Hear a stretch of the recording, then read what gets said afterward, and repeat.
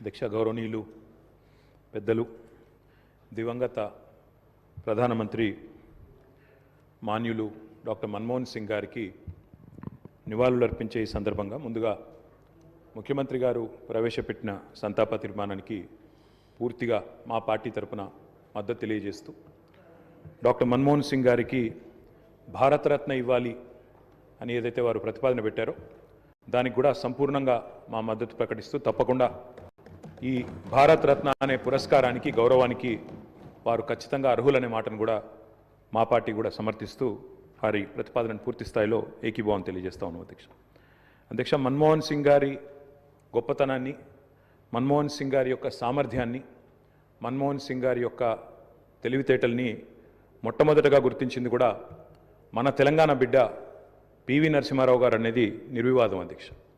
PV Narasimha Rao గారు ఆనాడు ప్రధానమంత్రిగా భారతదేశానికి ఎన్నికైన తర్వాత సాధారణంగా ఈరోజు వింటుంటాం అధ్యక్ష, లాటరల్ ఎంట్రీ అని, అంటే రాజకీయాలతో సంబంధం లేని వ్యక్తులను కూడా మనం రాజకీయాల్లో ముఖ్యంగా ప్రభుత్వాలలో ముఖ్యమైన పాత్రల్లో తీసుకురావడాన్ని లాటరల్ ఎంట్రీ అంటారు అధ్యక్ష. కానీ ఈ లాటరల్ ఎంట్రీ అనే విధానాన్ని ఆనాడు పివి నరసింహారావు గారు తీసుకొచ్చి రాజకీయాలతో సంబంధం లేని ఒక ఆర్థికవేత్త, ఆర్బీఐ గవర్నర్గా పనిచేసిన ఒక మంచి తెలివైన ఒక ఆర్థికవేత్త మనకు అందుబాటులో ఉన్నారని చెప్పి గుర్తించి గౌరవించి వారిని ఆర్థిక మంత్రిగా ఆనాడు నియమించారు అధ్యక్ష. ఆర్థిక మంత్రిగా నియమించబడ్డ తర్వాత డాక్టర్ మన్మోహన్ సింగ్ గారు ఆనాడు 1991లో అనుకుంటాను అధ్యక్ష, సబ్జెక్టు కరెక్షన్, బడ్జెట్ ప్రవేశపెడుతున్నప్పుడు ఒక గొప్ప మాట అన్నారు. ఆయన అన్న మాట, let the whole world here loud and clear, India is wide awake.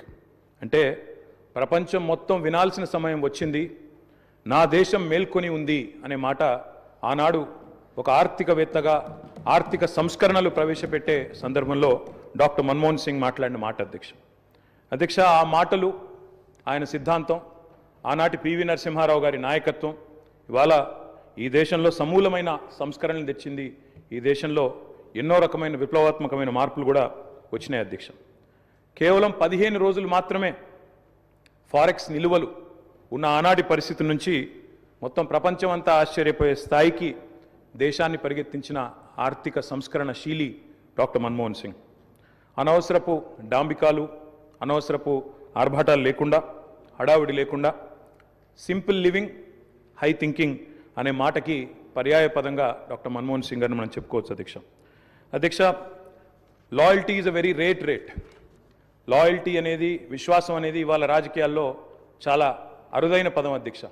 అట్లాంటిది తనకు అండగా నిలబడ్డ మరి కాంగ్రెస్ పార్టీకి జీవితాంతం సేవలు అందించిన ఒక మహానుభావుడు డాక్టర్ మన్మోహన్ సింగ్. ఎందుకంటే ఒక ఆర్థిక మంత్రిగా, తర్వాత ప్రధానమంత్రిగా 10 ఏళ్ల పాటు పనిచేసి మరి పూర్తి స్థాయిలో ఆ పార్టీ అధికారం కోల్పోయిన తర్వాత కూడా అంతే స్థాయిలో నమ్మకంగా, ఇందాక ముఖ్యమంత్రి గారు చెప్పినట్టు అవసరమైతే ప్రజాస్వామిక నిరసన కార్యక్రమాల్లో కూడా ఆ పార్టీ తరఫున ఒక సభ్యుడిగా పాల్గొన్న ఒక అభ్యుదయవాది, ఒక నిరాడంబర మనిషి డాక్టర్ మన్మోహన్ సింగ్ అధ్యక్ష. ఆయన ప్రధానమంత్రిగా ఉన్న కాలంలోనే మా నాయకుడు, మా పార్టీ అధ్యక్షులు, తెలంగాణ తొలి ముఖ్యమంత్రి కేసీఆర్ గారు దాదాపు ఒక 1.5 సంవత్సరాల కాలం పాటు వారి క్యాబినెట్లో మంత్రిగా కూడా పనిచేశారు అధ్యక్ష.